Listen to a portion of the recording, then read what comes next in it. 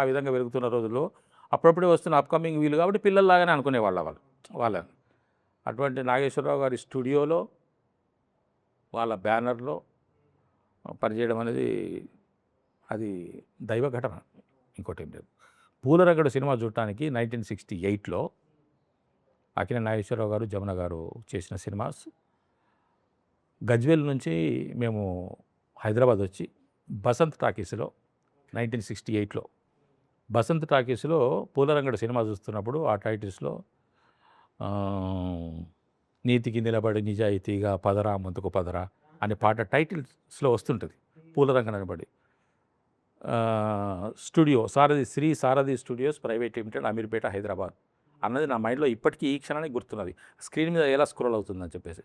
అటువంటి సారథి స్టూడియోలో ఈరోజు నేను షూటింగ్లు చేయడం అనేది దైవ ఘటన కాకుండా మన ప్రయత్నం లేదు అక్కడ, మన తెలివితేటలు లేవు అక్కడ.